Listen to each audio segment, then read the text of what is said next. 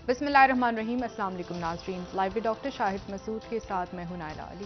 नाज़रीन, वज़ीर आज़म इमरान खान साहब की ज़ेर सदारत पार्टी तर्जुमानों का एक अहम इजलास हुआ। इजलास में वज़ीर आज़म साहब ने वज़रा को जस्टिस वजीहुद्दीन साहब के बयानात पर रद्द-ए-अमल न देने का हुक्म दिया है। दूसरी जानिब फवाद चौधरी साहब ने दावा किया कि पंजाब में असल मुकाबला नून लीग और PTI के दरमियान है, जबकि सिंध से ओमिक्रॉन वेरिएंट का दूसरा केस रिपोर्ट हो चुका है। इस समेत दिन भर जो अहम मौज़ूआत रहे हैं उन पर बात करेंगे। हमारे साथ स्टूडियो में मौजूद हैं डॉक्टर शाहिद मसूद। अस्सलाम वालेकुम डॉक्टर साहब। वालेकुम जी, आपको भी डॉक्टर साहब, OIC इजलास के लिए मेहमानों की आमद का सिलसिला जो है वो शुरू हो गया है।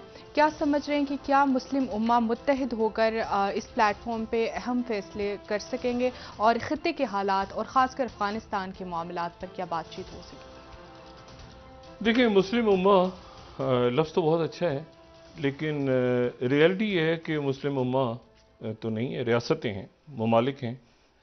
और OIC का जो ये यूनाइटेड नेशंस के बाद सबसे बड़ा फोरम है। जी। लेकिन इस्लामी दुनिया का, अगर इस्लामी दुनिया है, यानी हम ये कह सकते हैं कि वो मुल्क जहाँ पे मुसलमान मौजूद हैं उसको इस्लामी दुनिया कह लें।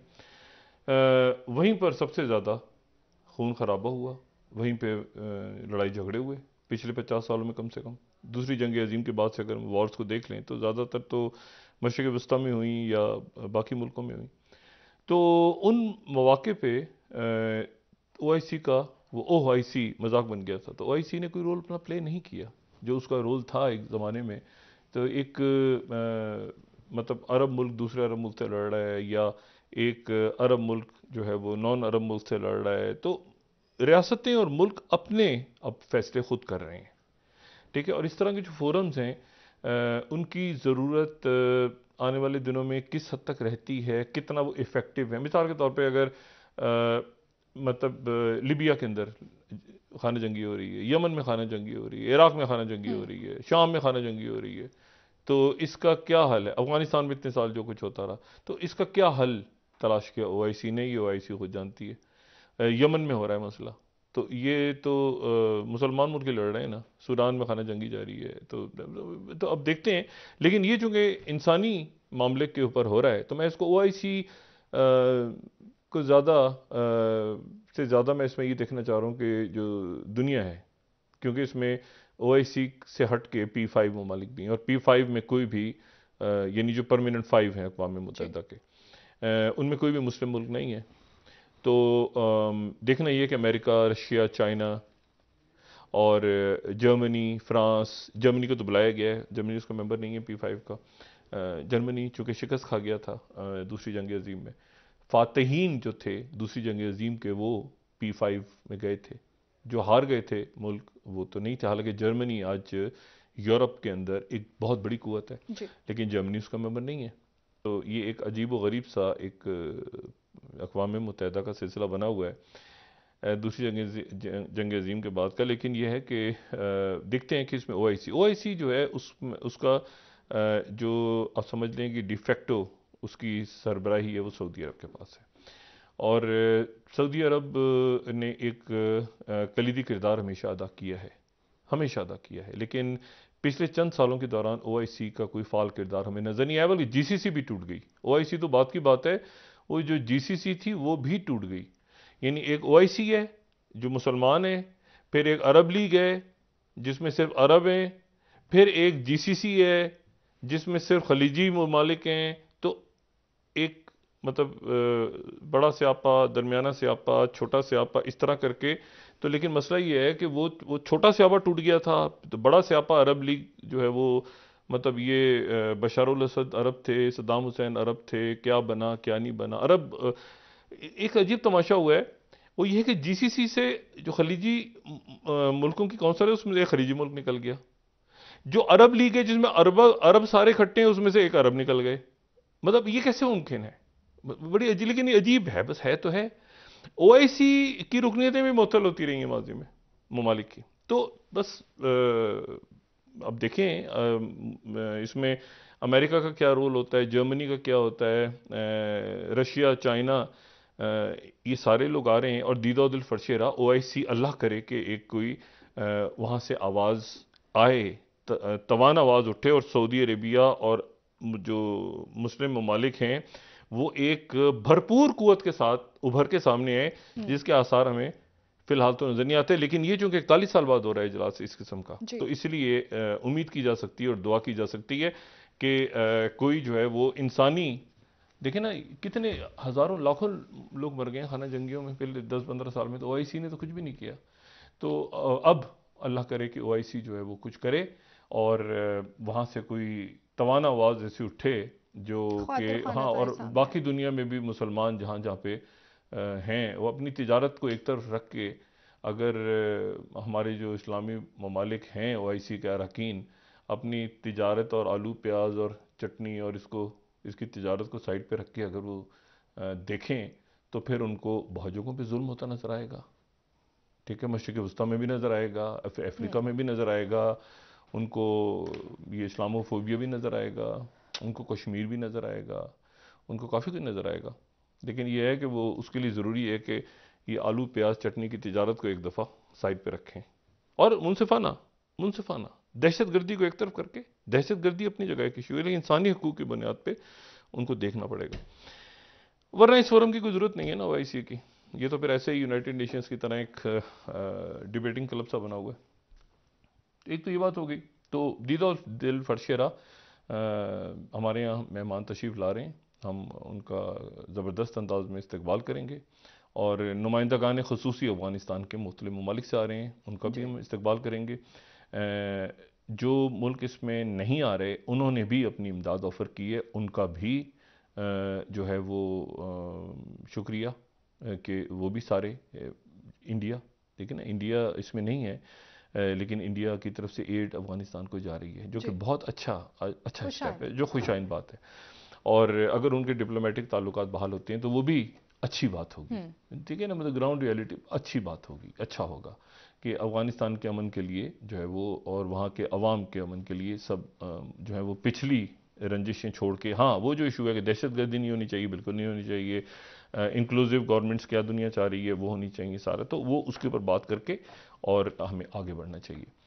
तो ये तो ओआईसी के हवाले से इजलास हो गया, उसकी बात हो गई और फिर ज़ाहिर जो मामला आगे बढ़ेगा वो बढ़ेगा। लेकिन एक दो बातें और बड़ी इंटरेस्टिंग हुई हैं जो मैं आपसे कह रहा कि हम आगे जा रहे हैं, तो ये साथ साथ जहाँ पे यूक्रेन के हवाले से नेटो की आज स्टेटमेंट आ गई है प्रॉपर, अगर हम स्लाइड दिखा सकें तो नेटो ने प्रॉपर स्टेटमेंट जारी की है और वो जो स्टेटमेंट है उनकी वो ये है कि हम यूक्रेन के ऊपर अगर मसला होता है तो हम साइड पे नहीं खड़े रहेंगे, बल्कि हम इस पे जो एक मौका इख्तियार करेंगे। तो स्टेटमेंट उन्होंने इशू की है और उसमें कहा है कि इमीडिएटली वहाँ से विड्रॉ करें अपनी फ़ौजों को यूक्रेन के बॉर्डर से, और मतलब एक नेटो की तरफ से बात आई है रशिया, तो इसके ऊपर अब और रशिया क्या करता है, लेकिन नेटो ने आज एक पॉइंट ऑफ व्यू ले लिया है यूक्रेन के हवाले से, हालांकि यूक्रेन नेटो का रुकन नहीं है और ये जो है ये एक रेड लाइन है कि यूक्रेन को नेटो का रुकन नहीं बनना।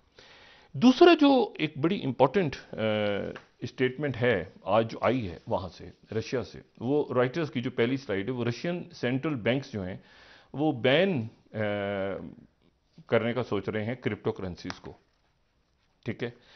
और जहाँ पर हम अब दाखिल हो रहे हैं नई आप समझें कि नए साल में दाखिल हो रहे हैं या नए ये पोस्ट कोविड दौर में दाखिल हो रहे हैं, तो ये भी बात अब बहुत अहम हो जाएगी आने वाले दिनों में कि ये पैसा जो है ये यानी पैसे का मुस्तकबिल क्या है। वो थी ना टैंग डायनेस्टी चाइना की, या उसके बाद वांग डायनेस्टी आई थी कुबलाई खान वाली, तो उन्होंने तो स्टार्ट किया था ये कागज़ के जो नोट हम एक दूसरे को देते हैं, ये उस ज़माने में चाइना ने शुरू किए थे। सबसे पहले कागज़ का नोट जो है वो चाइना में छपा था और चाइना में जो उस ज़माने के नोट्स अगर देखें तो बड़े बड़े ह्यूज साइज़ के नोट्स हैं, ये पुराना चाइना के नोट्स हैं, बड़े ह्यूज साइज़ के नोट्स होते थे और ये जो हैं ये नोट्स जो हैं जारी होते थे और इनका ये फिर जब मार्को पोलो, मैं ये बात पहले भी कर चुका हूँ कि मार्को पोलो जो है वो ज़मीन पे घूमता था, यानी अनलाइक वास्को डी गामा या बाकी, तो वो चूंकि इशारा रेशम, तो वो यहाँ से फिर यूरोप ले गया, या यूरोप ले गया टेक्नोलॉजी, और यूरोप में भी छपाई वगैरह स्टार्ट हुई, वहाँ पर भी करेंसी नोट्स आने शुरू हुए उस दौर में। लेकिन वो ये होता था कि अलग अलग नोट्स हैं, मतलब है कि एक ही, क्योंकि रियासतें, ये कोई बैंकिंग सिस्टम नहीं था, तो एक इलाके में एक कागज़ चल रहा है, दूसरे इलाके में दूसरा चल रहा है। लेकिन सबसे पुरानी जो इंसानी तारीख में जो सिलसिला रहा है, वो तो मैंने पहले भी बात की थी कि वो ये होता पुराना, आप अगर आप कदीम मिस्र को देखें जाके, कदीम मिस्र में अभी भी वो जब निकलते हैं एहराम वहराम खोलते हैं, एहराम मिस्र और ये सारे, और मिज़ोपोटामिया का जो इलाका है, मिज़ोपोटामिया का इलाका, ये जो दजला और फरात के दरमियान के इलाके को मिज़ोपोटामिया का इलाका कहते हैं। तो यहाँ पर अगर जो पुराने खंडरात हैं तो वहाँ पे उनमें आपको पुराने सिक्के मिलते हैं। किसी भी दुनिया के अजायब घर में चले जाएं ना, कहीं पर किसी म्यूजियम में चले जाएं, एक चीज़ आपको ज़रूर मिलेगी, वो पुराने सिक्के मिलेंगे। ये मुग़ल दौर के हैं, ये मोइंजोदाड़ो से निकले थे, ये जो हैं ये उस चंद्रगुप्त मौर्य दौर के हैं, ये जो हैं अशोका दौर के हैं, ये जो हैं ये तुगलक दौर के हैं, ये जो हैं ये मतलब आपको सिक्के, ये पुराने चीन के सिक्के हैं, ये मतलब सिक्के आपको ज़रूर मिलेंगे, टेढ़े मेढ़े से हुए हुए। उस ज़माने में गोल है, कोई टेढ़ा है, कोई चौकोर है, कोई दायां बायां, किसी की शक्ल बनी हुई है, कुछ बना हुआ है। तो सिक्के उस ज़माने में, जब से ये ब्रॉन्ज एज जिसको कहते हैं, यानी धातें आनी शुरू हुई, तो सिक्के शुरू हो गए। और उसके बाद फिर करेंसी नोट शुरू हो गए। लेकिन सिक्कों से पहले भी अनाज होता था कि अनाज दे दिया किसी को, ठीक है। सिक्के आने शुरू हुए तो फिर सबसे पहले तांबे का सिक्का आया, फिर चांदी का आया, फिर सोने का आ गया, वो वजन के लिहाज से अशरफियाँ। बादशाह सलामत ने अशरफियाँ फेंक दी, ठीक है ना, अशरफियों की थैली फेंकी, जो कहानियों में पढ़ते हैं, उन्हें चांदी के सिक्के दे दिए। अच्छा, और कम कम होता है कि बादशाह सलामत ने तांबे के सिक्के दिए, वो बताए ऐसे इधर उधर, लेकिन ये कि चांदी के सिक्के दिए और जनाब सोने की अशरफियाँ, है ना।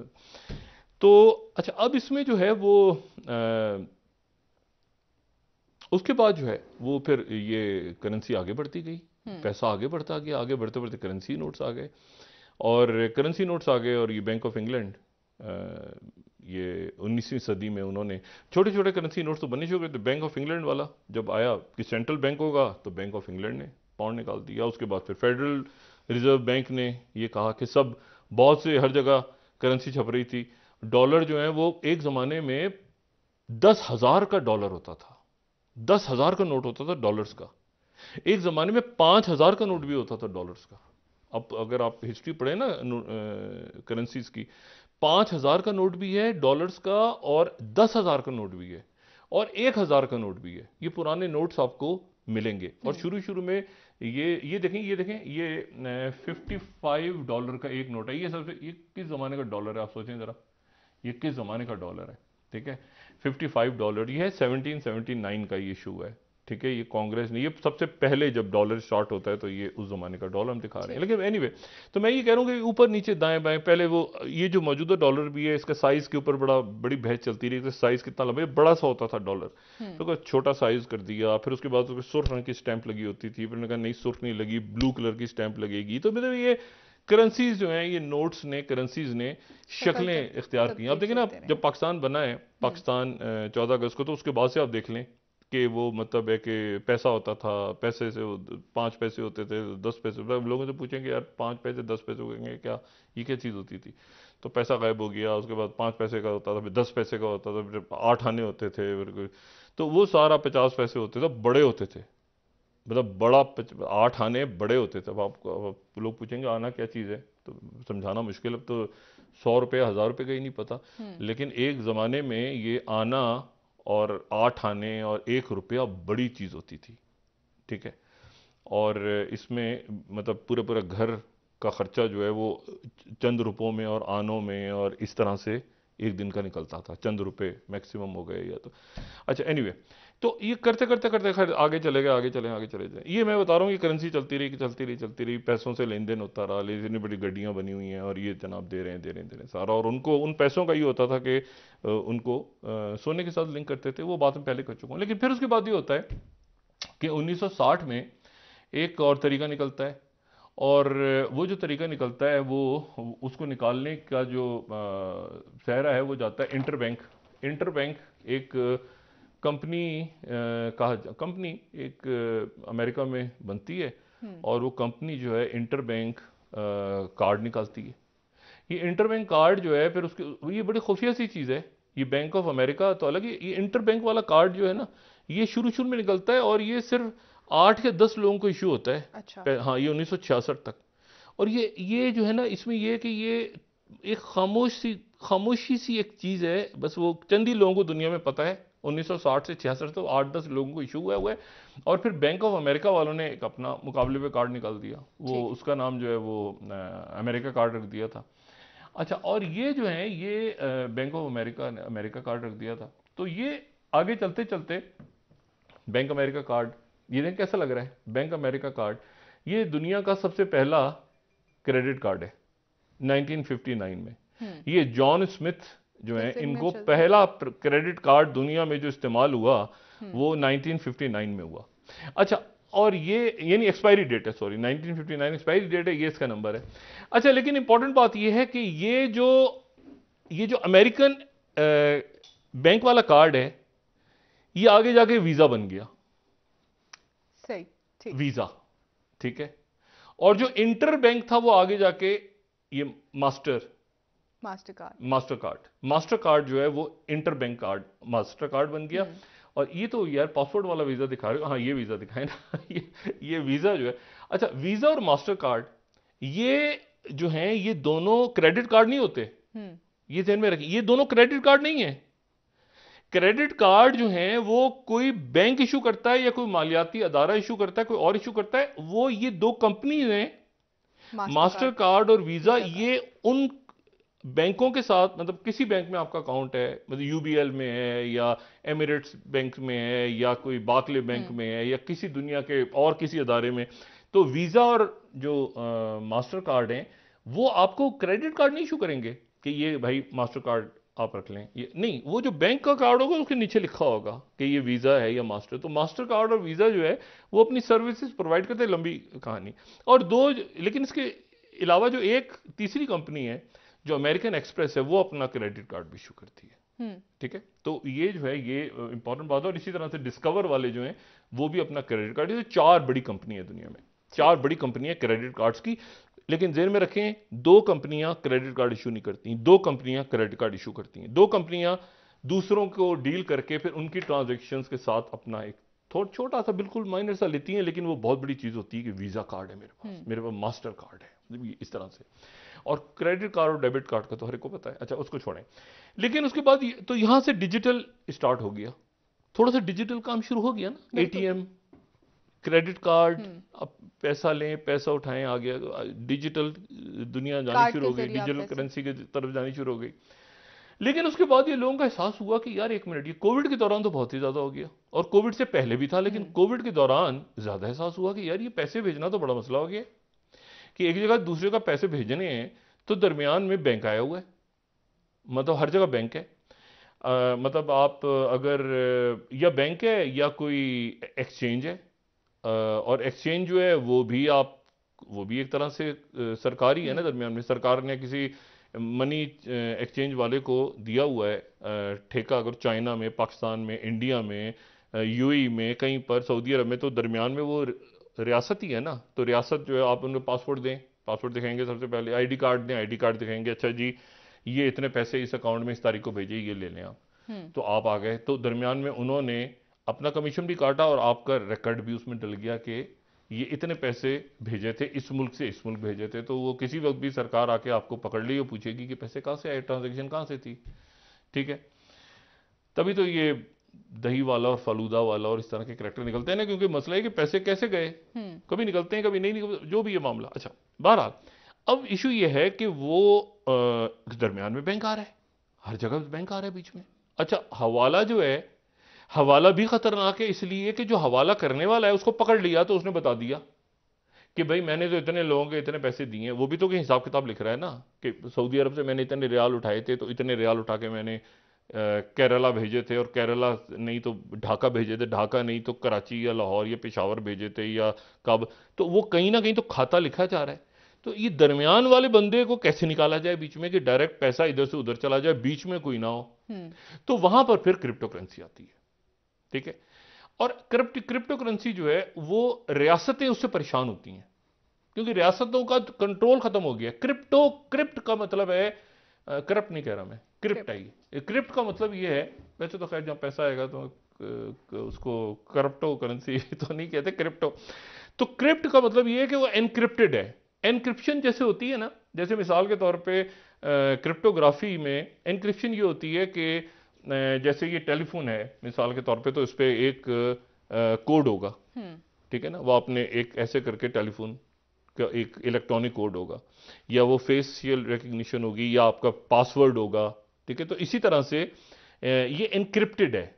यानी एनक्रिप्टेड का मतलब ये है कि आप जब भेज रहे हैं इसको, तो आपके पास उसकी जो की है, यानी वो ये एनक्रिप्टेड है। यानी मिसाल के तौर पे मैं इस तरह से कहूं कि इसकी जो लैंग्वेज है वो इस तरह से नहीं है कि 1 2 3 4, मिसाल के तौर पे ये इसको हैक क्यों नहीं कर सकते। सलीम साहब ने कलीम साहब को पैसे भेजने हैं, ठीक है, 5 बिटकॉइन भेजनी है। तो कलीम साहब ने उधर से जो डाला सिलसिला सारा अपना, तो उन्होंने एनक्रिप्ट कर दिया, एनक्रिप्ट करके पैसे भेजे। अच्छा, एनक्रिप्शन का मतलब यह है कि जैसे उन्होंने मिसाल के तौर 1 2 3 नहीं, उन्होंने ऐसे करके एक निशान बना दिया बीच में, टेढ़ा मेढ़ा सा ऐसे करके, अलिफ या बे या मीम या ऐसे करके लाइन बना दी, वो आगे चले गए पैसे। ये एनक्रिप्शन है। अगली दफा वो फिर उसको दूसरा एनक्रिप्ट करके एक भेज सकते हैं। तो उसको हैक करना, अभी तक ये क्रिप्टो का सिस्टम हैक नहीं हुआ दुनिया में। यानी इसकी खूबी यह है कि इधर से इधर पैसे चले गए, लेकिन वो उसको हैक नहीं किया जा सकता। अच्छा, और ये डिसेंट्रलाइज्ड सिस्टम है, यानी दरमियान में सेंट्रल बैंक नहीं है। फवाद चौधरी साहब ने आज ये ऐलान किया है कि पाकिस्तान में क्रिप्टो करेंसी को इजाजत नहीं दी जा रही। उसकी वजह यह है कि जो रियासतें हैं वो एक शख्स से दूसरे शख्स तक जो है वो पैसे के फ्लो में अपना कंट्रोल चाहती हैं, और एक तरह से अच्छा भी है, क्योंकि वो कहते हैं कि टेरर फाइनेंस होता है, ये होता है, वो होता है, वो सारी बातें अपनी जगह, लेकिन वो अपना कंट्रोल चाहती हैं, ठीक है। अच्छा, अब क्रिप्टो करेंसी बहुत सारी हैं, मतलब कोई बहुत महंगी है, बिटकॉइन है तो वो बहुत महंगा, उसकी आप मार्केट वैल्यू पे डिपेंड करता है, मार्केट वैल्यू पे, हाँ, सबसे पुरानी चूंकि बिटकॉइन ही है, तो इसीलिए उसको जाहिर है कि ज्यादा उसकी इंपॉर्टेंस भी है।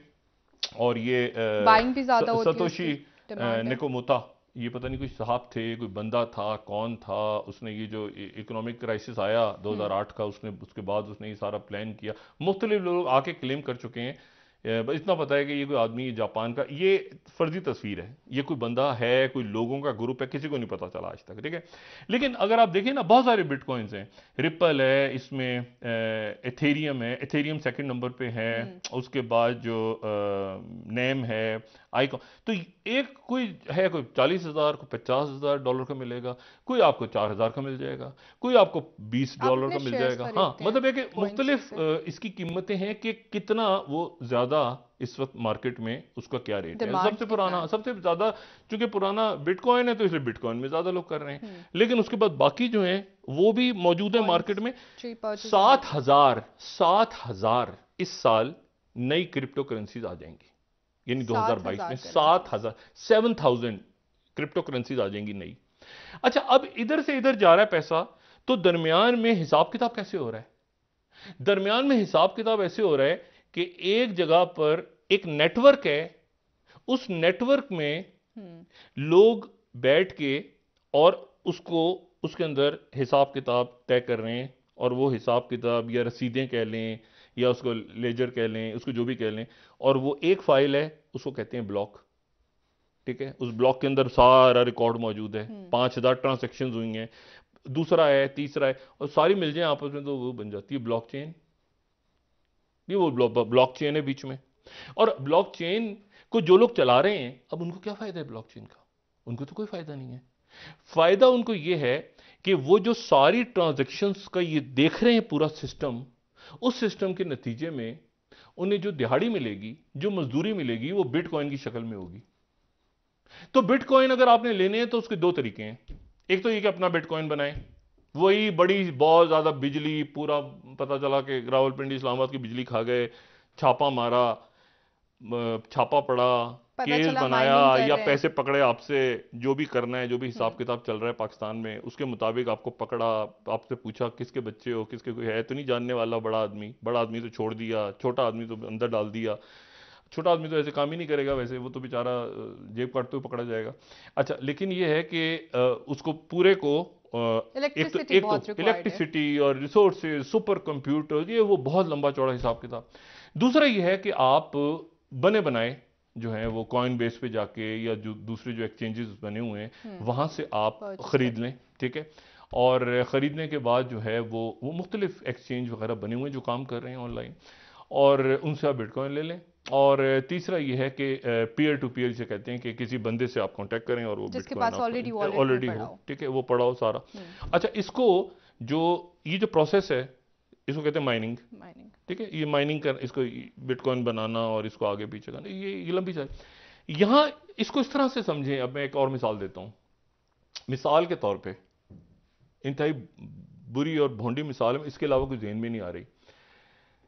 जब कोई जुए खाने में जाए, भाई जुआ खाना ये नहीं जहाँ पे ताश के पत्ते के ताश पे जुआ हो रही, नहीं ये नहीं, कैसीनो। अगर अगर अगर खुदा ना खास्ता किसी को जाने का इत्तेफाक हुआ है कैसीनो में, तो वहां पर कैसीनो में ये होता है कि जाके पैसे देते हैं और पैसे दे के आगे टोकन ले लेते हैं।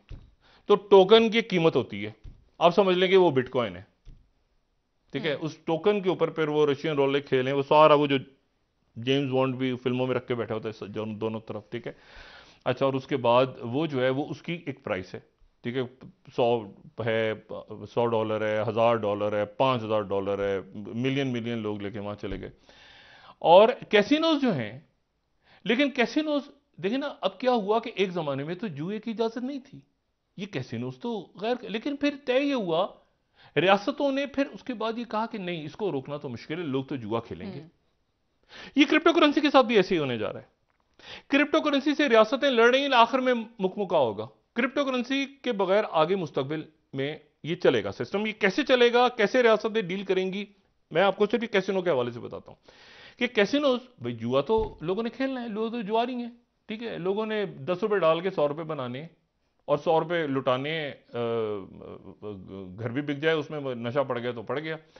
तो रियासतों ने क्या किया मुख्तलिफ जगहों पर कि उन्होंने कैसीनोज की कोई इजाजत दे दी, लाइसेंस दे दिए कि जी आप जाएं वहां जाके जुआ खेलें। तो कई मुल्कों में जुए जो हैं, जुए खानों के लाइसेंस हैं और इजाजत है। अच्छा, और उन जुए खानों से फिर हुकूमत टैक्स लेती है भारी, ठीक है। यानी जुआ हो रहा है, जुए खाने वाला कमा रहा है पैसे कई मुल्कों में दुनिया के, लेकिन वो फिर हुकूमत को टैक्स दे रहा है और भारी टैक्स दे रहा है, और उसके नतीजे में उसको लाइसेंस मिला है। अच्छा, तो अब वो जो टोकन है, वो आप समझ लें कि वो टोकन जो हाथ में लेके घूम रहा है, उस टोकन का वो टोकन जो है, वो कोई $1000 का टोकन है, या वो जो टोकन उसने खरीदा है जुए खाने से, वो टोकन उसी जुए खाने में चलेगा। वो साथ वाले जुए खाने में जाके कहेगा कि ये टोकन ले लोगे भाईजान, ये हमारा नहीं है, ठीक है। इसी को कुछ कुछ हद तक आप समझेंगे यही सिस्टम है क्रिप्टो करेंसी का भी, कि आपके पास एक बिटकॉइन, अच्छा हुकूमत जो है, तो एक तो ये चीज हो गया। दूसरा इसमें लफ्ज़ इस्तेमाल होता है फिएट करेंसी का, कि आप फिएट करेंसी के साथ उसको लिंक कर दें, यानी कि आप मतलब डिजिटल डॉलर ले लें, आप डिजिटल युआन ले लें, आप डिजिटल रुपी ले लें। ये करेंसी जो है, जितने करेंसी जब आई तो फिर एक और काम भी हुआ कि इन ISO जो है, जो इंटरनेशनल स्टैंडर्ड ऑर्गेनाइजेशन बनी थी 1947-48 में, वो मुख्तलिफ नाम भी दे देती है ना। तो पहले ही होता था करेंसीज के सिंबल्स होते थे खाली, जो डॉलर है तो ऐसे करके ये बीच में, तो ISO वालों ने आके फिर वो सर्टिफिकेट देने शुरू किए मुख्तलिफ ब्रांड्स को। तो इसी तरह से फिर उन्होंने नाम भी देने शुरू कर दिए कि अगर अमेरिकन डॉलर है तो शुरू में उसके US लिखा होगा, मुल्क का नाम लिखा होगा, D लिखा होगा आखिर में, ठीक है। और अगर पाकिस्तान को रुपया शुरू में PK लिखा होगा, फिर आगे R लिखा होगा, ठीक है। शुरू में U जो है वो UA लिखा होगा और फिर आगे दरहम लिखा होगा, यानी 3 अल्फाबेट्स में। इसी तरह इंडियन रुपये में IN लिखा होगा, फिर R लिखा होगा। तो ये उनका ISO वालों ने शुरू कर दिया। लेकिन मैं ये कह रहा हूं कि ये सारे सिस्टम से अलग है, सेंट्रल बैंक नहीं है कोई। अच्छा, इसमें सेंट्रल बैंक नहीं है, और चूंकि कंप्यूटर नेटवर्क्स ही मुख्तलिफ जगहों पे आपस में लगे हुए हैं, और इसमें जो सबसे ज्यादा चीज हो रही है वो इस्तेमाल हो रहा है कि ट्रैवल के लिए, क्योंकि आप एक दुकान पे जाएंगे, बिटकॉइन लो भाई और मुझे दवाई दे दो यहाँ से, या मुझे खाने का सामान दे दो, तो वो तो नहीं चल रहा पाकिस्तान में या रशिया में, चल रहा, पकड़े जाएंगे आप, बिटकॉइन अगर उठा के ले जाएगा कोई फौरन ही। ये ऐसी वारदातें हुई हैं वैसे कि बिटकॉइन की पता चला है, और पाकिस्तान में बिटकॉइन के अंदर ही जो है वो, और बाकी मुल्कों में बिटकॉइन वसूल किए गए हैं। ठीक है। अच्छा। हाँ, क्योंकि बिट वो पाकिस्तान में बंदे ने डॉक्टर साहब बिटकॉइन इजी पैसे के थ्रू नहीं बिटकॉइन नहीं से नहीं इजी ट्रांजैक्शन पैसा, होती इजी है पैसा तो रिकॉर्ड हो गया होने ना के आपका। बाद। नहीं नहीं रिकॉर्ड हो गया ना इजी पैसे का, आपने बताया कार्ड दिखाया, आपने नाम बताया नहीं, इसमें तो ना नाम है ना कार्ड है ना कोई जगह है ना कभी, इसमें आप पूरी दुनिया में घूम रहे हैं और आप जो है आपके पास पैसे हैं। तो ये जो क्रिप्टो करेंसी है और एनक्रिप्टेड है, यानी एनक्रिप्टेड का वो मैंने समझा दिया, मतलब जैसे ये व्हाट्सएप पे नहीं लगता मैसेज एनक्रिप्टेड, हाँ फजूल है, ये सोर्स और रिकॉर्ड होते सेंडर हैं। के मकसद है दरमियान हाँ, है, बीच मकसद में है कोई कि थर्ड हाँ सोर्स मतलब एनक्रिप्टेड का मतलब ये होता है कि मैंने व्हाट्सएप से दूसरी जगह, अब देखो ये लिखा हुआ आ रहा है एनक्रिप्टेड, तो ये वहीं से क्रिप्टो निकला हुआ है लफ्ज। अच्छा, इसमें लेकिन इशू ये है सारा कि अब इसमें पाकिस्तान में जैसे ऐलान किया फवाद चौधरी साहब ने आज, ठीक है ना, हुकूमत की तरफ से ऐलान हुआ कि पाकिस्तान में कोई इरादा नहीं है क्रिप्टो करेंसी को इजाजत देने का। अच्छा, रशिया में भी, चाइना में वो डिजिटल करेंसी की, हालांकि डिजिटल करेंसी बिल्कुल अलग है, क्रिप्टो अलग है। क्रिप्टो वाला। यहां पे अब होगा ये मोस्ट प्रोबेबली, इधर से वो जो है वो आएंगे आपकी जो आप समझ स्टेबल करेंसीज के साथ आ रहे हैं, वो लिंक कर रहे हैं कि जी टेथर है फलाना है ये उसके साथ लिंक्ड है। लेकिन अब इनका तो इसका तो पता ही कुछ नहीं है क्रिप्टो करेंसी का। ये क्रिप्टो करेंसी जो है ये पता नहीं 50,000 की हो जाता है एक बिटकॉइन, 20,000 का हो जाता है, ये हो जाता है, वो एक फड्डा पूरे मुल्क में पड़ा, पूरी दुनिया में पड़ा हुआ है। लेकिन मैं आपको 7 स्लाइड दिखाऊं जो न्यूयॉर्क टाइम कह रहा है। अच्छा, as scrutiny of crypto currency grows the industry turns to K street. K street पे दुनिया के बेहतरीन दिमाग बैठे हैं, लॉबिस्ट बैठे हैं। तो ये जनाब कुछ अर्से पहले अमेरिका के अंदर इतना ज्यादा इसका फड्डा है कि रिपल ने लॉबिंग फर्म्स हायर कर ली हैं, मुख्तलिफ क्रिप्टो करेंसीज ने lobbyist, lawyers, well connect advocate hire, तो इजाजत कैसे दें इसको, ठीक है। और कांग्रेस में इस पर डिबेट भी हुई इसकी है डिबेट डॉक्टर। हो रही। और मैं आपको एक दूसरी आपको एक चीज बताऊं, ये न्यूयॉर्क टाइम्स ही कह रहा है कि banks try to kill crypto and failed, not they are embarrassing slowly. अच्छा, यानी पहले तो बैंकों ने, क्योंकि बैंक्स का रोल इसमें अजीब सा होना ना, हम दरमियान में थे, हम किधर गए, तो वो जो है वो अब बैंक्स ने लड़ने की कोशिश की लेकिन फेल होना शुरू हो गया, और आहिस्ता आहिस्ता ये पहली नवंबर की खबर है जी। अच्छा, और उसके बाद लेकिन इंग्लैंड के अंदर जो बैंक ऑफ इंग्लैंड ने वॉर्न किया कि bitcoin could become worthless, bank of England warn से कुछ अर्से पहले, ठीक है। मैं इसलिए कह रहा हूं। अच्छा, उसके बाद वॉशिंगटन पोस्ट कह रहा है bye bye miners, now ethereum is big channel, big change will work. अच्छा जी, माइनर्स खुदाफिज, भाग जाओ, इथेरियम आ जाएगा बिटकॉइन की जगह। और ये जो अच्छा फिर वॉशिंगटन पोस्ट ही पिछले दिनों का crypto market pull backs is far from over. अच्छा, और उसके बाद जो नेशनल न्यूज़ है वो कह रहे हैं ये यूएई से, वो कह रहे हैं कि next generation ultra rich to increase wealth through crypto currency investments. अच्छा, तो अब इशू ये है, इशू इसमें सारा कि जो अल्ट्रा रिच नहीं, सुपर रिच भी नहीं, अल्ट्रा रिच, वो अपनी इन्वेस्टमेंट उन्होंने क्रिप्टो के थ्रू करनी शुरू कर दी है।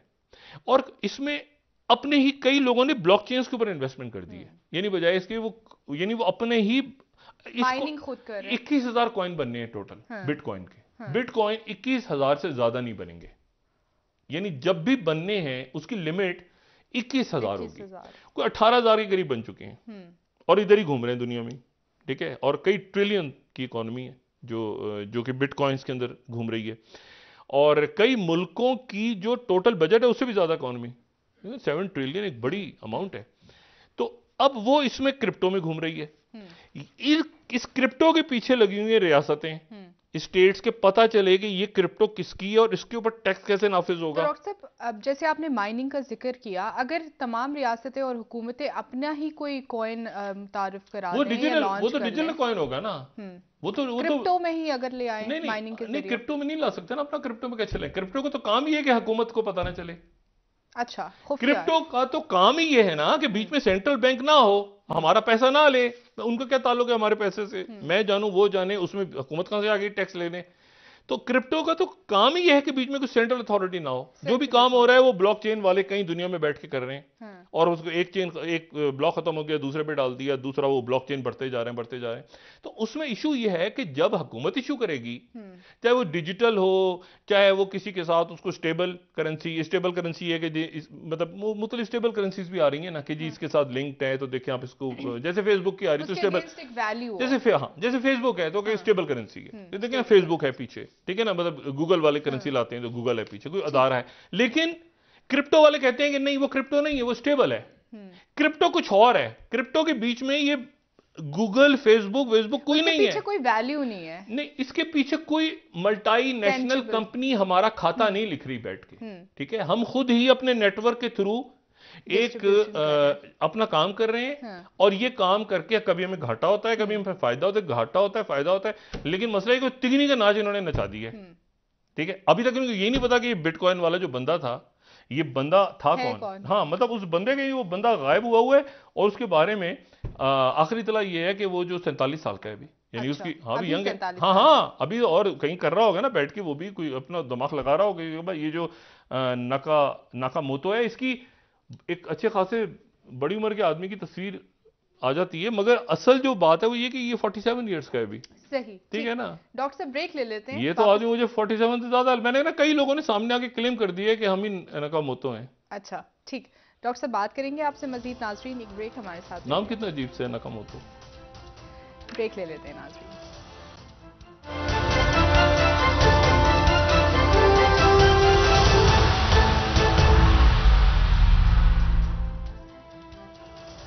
वेलकम बैक नाजरीन। जी डॉक्टर साहब, क्रिप्टो करेंसी पर आप बात कर रहे थे, लेकिन मुल्की सियासत पर मैं एक सवाल आपसे कर लूँ। आज जस्टिस वजीहुद्दीन साहब के बयानात पर वज़ीर आज़म साहब ने रद्द अमल देने से वज़रा को मना कर दिया है। क्या ये एक मुस्बत इक़दाम है? क्योंकि माजी में हमने देखा है कि बहुत ज़्यादा पोलिटिसाइज किया है ऐसे मामलात को जो सेंसिटिव मामला रहे हैं। वज़ीर आज़म साहब ने अच्छा किया, बहुत ज़्यादा। और ये जो क्रिप्टो करेंसी की बात मैं कर रहा था, इसलिए कर रहा था कि ये एक तो पाकिस्तान में आज ये ऐलान हुआ है, और दूसरा ये है कि ये फड्डा अभी चलेगा अगले पूरे साल और अगली कई दहाइयों तक, क्रिप्टो करेंसी और हुकूमतों के दरमियान। क्रिप्टो करेंसी जो है ये बॉर्डर्स के अक्रॉस द बॉर्डर्स है, मतलब ये चूंकि सरहदें, ग्लोबलाइजेशन, और ये जो जूम और ये टेक्नोलॉजी, ये सारी जो है ये सरहदों से क्रॉस ही ऑनलाइन ग्लोबल चूंकि फिनोमेना है, तो इसलिए इसमें मुख्तलिफ सेंट्रल बैंक्स और दरमियान में कहीं गालिबन मुआहदा तय होगा आगे जाके। जैसे मैंने कहा था कि एक ज़माने में जुए खानों का और रियासतों का तय हो गया था कि कैसीनोज को इजाज़त मिल गई थी इन शराइत पे, ऐसा कुछ होगा आगे जाके। अब क्रिप्टो को मुकम्मल तौर पे दुनिया से ख़त्म नहीं किया जा सकेगा, एक बात। दूसरी बात जो है, वज़ीर आज़म साहब ने अच्छा इसलिए किया क्योंकि वज़ीर आज़म साहब और वजीउद्दीन अहमद साहब के ताल्लुकात बहुत अच्छे, मैं खुद मेरे सामने बहुत से ऐसे वाक़यात पेश आए हैं कि जिसमें बहुत इज़्ज़त और बहुत एहतराम का ताल्लुक़ रहा है। वजीउद्दीन अहमद साहब जो हैं वो मगरबी पाकिस्तान के, जब मशरक़ी और मगरबी पाकिस्तान के चीफ जस्टिस के साहबजादे हैं, सिंध हाई कोर्ट के चीफ जस्टिस खुद रहे हैं, और फिर सुप्रीम कोर्ट के जज थे। सुप्रीम कोर्ट के जज जब 12 अक्टूबर 1999 को कहा गया था, जब मुशर्रफ साहब ने टेक ओवर किया था, तो जस्टिस वजीउद्दीन अहमद साहब से उन जजेस में थे जिन्होंने पीसीओ पे हलफ नहीं उठाया था, और इनका सूद के हवाले से बिला सूद बैंकारी के ऊपर ये अथॉरिटी हैं, पाकिस्तान में नहीं, पाकिस्तान से बाहर भी। और ये इंतहाई शरीफुन नफ्स और ईमानदार और अच्छे आदमी, जिनकी पूरी जो आप समझ लें कि सिविल सोसाइटी हो या across the board political parties हो, उनमें इज्जत। और दूसरी बात यह कि 2007 में ये तमाम अपोजिशन जमातों के मुतफ़िका उम्मीदवार थे जनरल मुशर्रफ के खिलाफ बतौर सदर। जब जनरल मुशर्रफ साहब ने इलेक्शन लड़ा है सदारती 2007 में, तो ये तमाम अपोजिशन जमातों के, इमरान खान की जमात भी थी उसमें, उसमें मुस्लिम लीग, सब जमातों ने जिस शख्स को नॉमिनेट किया था उनका नाम था वजीउद्दीन अहमद। और फिर उसके बाद जो है वो वजीउद्दीन अहमद साहब 2013 में इमरान खान साहब की तरफ से, पीटीआई की तरफ से, उन्होंने सदर का इलेक्शन लड़ा, पीटीआई के सदर का नहीं, ममनून हुसैन साहब के खिलाफ इलेक्शन लड़ा 2013 में, ठीक है। और इस बात का इल्म था सबको कि वो, क्योंकि पीपल्स पार्टी और मुस्लिम लीग नून और सारी जमातों ने ममनून हुसैन साहब को वोट डाले थे। वजीउद्दीन अहमद साहब को पता था कि मैंने हारना है, लेकिन उसके बावजूद एक अलामती तौर पे वो खड़े हुए थे ममनून हुसैन साहब के खिलाफ। तो वजीउद्दीन अहमद साहब का एक बड़ा ताल्लुक, और उसके बाद उनका इख्तलाफ इस बात पे हुआ था कि जो इलेक्शंस हो रहे हैं, तो उनका ये कहना था, अब ये ज़ाहिर है जहांगीर तरीन साहब से भी एक अच्छे ताल्लुकात रहे हैं और अभी भी हैं। मैं इस बारे में बात नहीं कहना चाहता, लेकिन उनका ये मौक़िफ़ था कि पार्टी में पैसे लेके मुख्तलिफ टिकट्स दिए गए हैं लोगों को, तो उसके बाद ये और तस्नीम नूरानी साहब और बहुत सारे लोग जो हैं वो चले गए थे, लेकिन इनका इज़्ज़त और एहतराम का रिश्ता था। और ये वो लोग हैं जिन्होंने एक मुश्किल दौर में, एक जदोजहद के दौर में साथ दिया, जिसमें हामिद खान साहब भी हैं। बाकी शख्सियात जो हैं वो ज़ाहिर है कि वो भी हमारे लिए काबिल एहतराम है, जो वजूद्दीन अहमद साहब के बारे में मुख्तलिफ बातें कर रही हैं, लेकिन ये कि वजूद्दीन अहमद साहब की जिसकी वजह से उनको बहुत ज़्यादा बातें सुननी भी पड़ रही हैं। और ये इमरान खान साहब ने इस वक्त अच्छा किया, वज़ीर आज़म साहब ने, कि उन्होंने वज़रा को रोक दिया। जिस तरह के जुमले इस्तेमाल हो रहे थे उनके बारे में, उससे काफ़ी लोगों को पाकिस्तान में, सिर्फ ये नहीं कि PTI के पुराने वर्कर्स को, बल्कि जो लोग सियासत पे नज़र रखते हैं उनको तकलीफ़ हो रही थी इन जुमलों से। अच्छा, तो एक बात तो ये हो गई। दूसरी बात ये है कि ये OIC के वज़रा ख़ारजा का जो इजलास है, ये इमरान खान साहब के मेरे ख़्याल से इस वक्त में ये बड़ा इंपॉर्टेंट है उनके लिए कि वो यहाँ पे क्या बात होती है मुख्तलिफ वज़रा ख़ारजा की तरफ से। और दो कॉन्फ्रेंसेस हो रही हैं, ये बात बड़ी इंटरेस्टिंग है। एक कॉन्फ्रेंस हो रही है OIC के वज़रा ख़ारजा की, जिसमें बुलाया गया है P5 मेंबरान को और बाकी मुल्कों को, जिसकी बात हम कर चुके हैं। लेकिन उसके बाद एक एक्सटेंडेड ट्रॉयका का इजलास भी हो रहा है, ठीक है ना, जिसमें चाइना, रशिया, अमेरिका और पाकिस्तान, उनका इजलास भी हो रहा है। वो जो ट्रॉयका अफगानिस्तान के हवाले से बना था, उनका इजलास भी इन्हीं दिनों में हो रहा है, यानी OIC से पहले या OIC के इजलास के बाद ये इन ममालिक के जो अफगानिस्तान पे नुमाइंदगान है वो भी बैठेंगे और वो भी बात करेंगे। तो दो अहम इजलास इस्लामाबाद में हो रहे हैं आने वाले चंद दिनों में। अच्छा, इसमें दरमियान में एक पता नहीं क्या मामला है कि सेक्रेटरी ब्लिंकन जो है वो साउथ ईस्ट जो एशिया के मुल्कों के दौरे पे गए, और हमने बात की थी कि वो कुआलालंपुर जाएंगे और कुआलालंपुर के बाद उन्होंने सिंगापुर की तरफ आना है और बाकी मुल्कों का। वहाँ पे उनके कुआलालंपुर में उनके वफ्द के अंदर फिर कोविड आ गया। अच्छा। और वापस चले गए वॉशिंगटन, दौरा मुलतवी करके।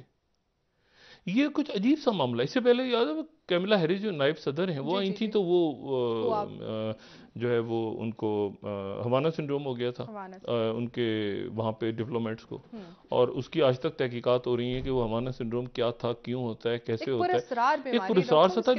लेकिन ये वहाँ पर पहुँचे उतरे हैं तो इनकी डेलीगेशन के अंदर एक मीडिया के शख्स को कोविड पॉजिटिव निकला है, और वो भी ओमिक्रॉन।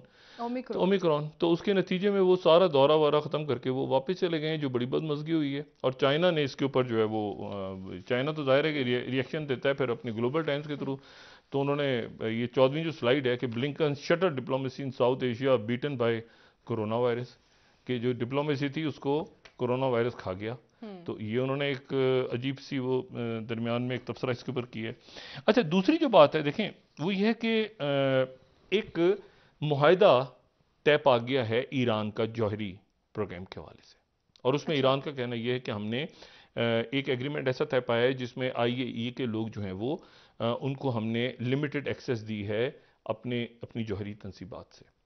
इसके ऊपर बहुत सारे मुल्क खुश नहीं हैं, खासतौर पे इजराइल की तरफ से ये कहा जा रहा है कि इसके ऊपर ये तो बिल्कुल ऐसे ही है कि जैसे आपने उनको फ्री चेक दे दिया और इसके ऊपर पैसे भी उनके खुल जाएंगे और ये भी हो जाएगा वो भी हो जाएगा। तो अब वो टेंशन अपनी जगह बरकरार है, नेटो की टेंशन अपनी जगह बरकरार है। रशिया जो बार बार मैंने इसके ऊपर बात भी की कुछ लोगों से, इंडिया में भी और रशिया और इधर अमेरिका और आसपास लोगों से, कि क्या ये मुमकिन है कि जो एक्सकलेशन बढ़ रही है या जहाँ पर इम्कानात जाहिर किए जा रहे हैं इंडिया और चाइना के दरमियान, उसको किसी तरह रशिया रोके। लेकिन जो मुझे मेरे सोर्सेज से पता चला कि रशिया उसमें नहीं आ रहा।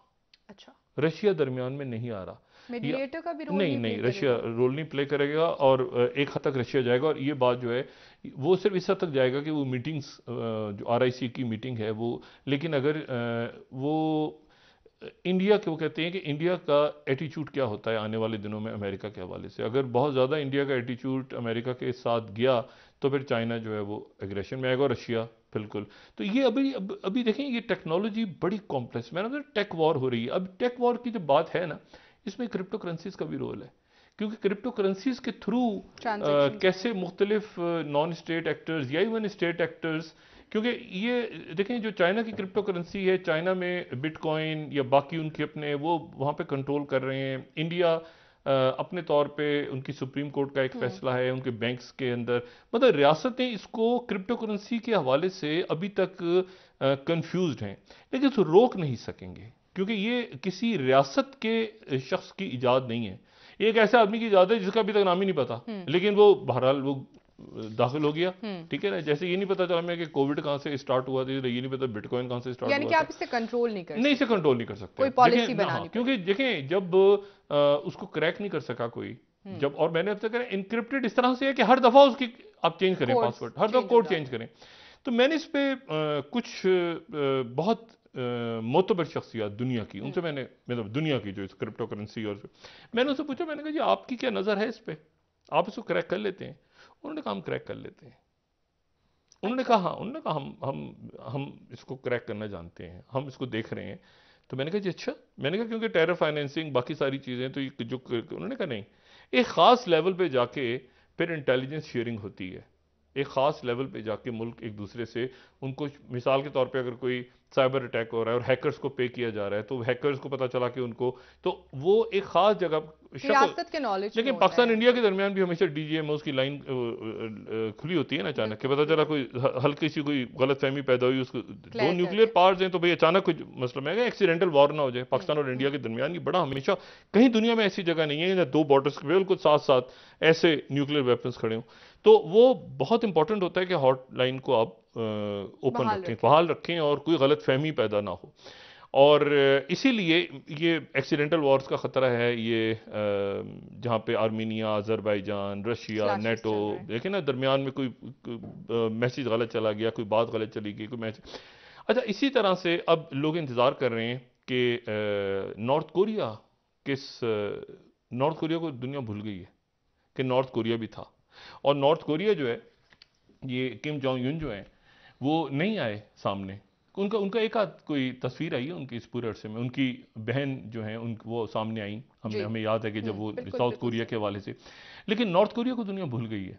अब नॉर्थ कोरिया क्या करता रहा इन 2 सालों? ऐसे ना हो कि चाइना की तरह खामोशी से इमर्ज, मतलब नहीं, वो 2 साल कुछ करता रहा, इमर्ज तो पहले कर चुका है ना। पहले वो तो इंटरकॉन्टिनेंटल, वो तो तोपों की सलामी, आपको याद नहीं जब ओबामा आए थे, तोपों की सलामी मारी थी, ऐसे करके मिसाइल फेंक दिए, फिर चुप हो गए।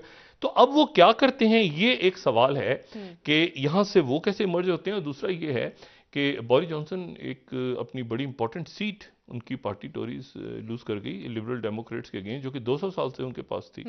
तो ये, और साथ ही दुनिया फिर क्लोजर की तरफ, फिर ओपनिंग की तरफ, क्लोजर की तरफ, ओपनिंग की तरफ। लेकिन चूंकि ये आज रशिया की तरफ से स्टेप आया और पाकिस्तान की तरफ से स्टेप आया, तो फिर ये थोड़ा सा फ्यूचर में पैसा क्या रंग लेगा 2022 में, ये भी तय होना है। ठीक है, 2022 में जहां और बहुत सारे रोले तय होने हैं ना, वहां ये भी तय होना है कि क्रिप्टो करेंसी का कोई रोल है नहीं है। रियासतों से ये जो लोग, आप समझते हैं कि क्रिप्टो करेंसी में बड़े बड़े लोग, बड़ी बड़ी कंपनीज ने इन्वेस्ट कर दिया है, ओहो, बड़ी बड़ी कंपनीज इन्वेस्ट करके बैठी हुई है क्रिप्टो करेंसी में। मतलब मिसाल के तौर पर जिस मुल्क में इजाजत है उन्होंने वहां जाके इन्वेस्ट कर दिया, वो बैठे खुद उस मुल्क में बैठे हुए हैं जिस मुल्क में पाबंदी है, लेकिन जिस मुल्क में इजाजत है वहां इन्वेस्ट कर। तो ये क्रिप्टो करेंसी की जो लड़ाई है आने वाले दिनों में, ये रियासतों के सेंट्रल बैंक के साथ होगी, और ये लेकिन कबूल करना पड़ेगा, कबूल कहीं मुकम्मल होगा, दरमियान में होगा, बहुत शुक्रिया, दरमियान में कहीं होगा। वो कहेंगे ब्लॉकचेन तक हमें एक्सेस दे दो, या ऐसे बता दो, ऐसे कुछ कर दो, हमें तो कुछ ना कुछ होगा। बहुत शुक्रिया डॉक्टर साहब, नाज़रीन प्रोग्राम का वक्त। फ्यूचर ऑफ मनी जो है वो क्रिप्टो करेंसी, जैसे मैंने कहा था ना, क्रेडिट कार्ड एक दो, फिर डिजिटल तो करेंसी 1960 से है, क्रेडिट कार्ड भी तो डिजिटल करेंसी है ना। तो डिजिटल करेंसी और क्रिप्टो करेंसी में फर्क है, जो मैं बहुत दिन से बात कर रहा हूँ ना, तो वो भी अभी फैसला होना है इंडिया में, पाकिस्तान में, चाइना में, अमेरिका में, यूरोप में, कि क्रिप्टो करेंसी का क्या। ठीक है, बहुत बहुत बेहतर। नाज़रीन, कल इंशाल्लाह दोबारा आपसे मुलाकात होगी। मुझे नाइला अली को इजाजत दीजिए। अल्लाह हाफिज़ जी डॉक्टर। अपना दोस्तों, रिश्तेदारों, गिरदोनवाह के लोगों का सब ख्याल रखिएगा। अल्लाह हाफिज़।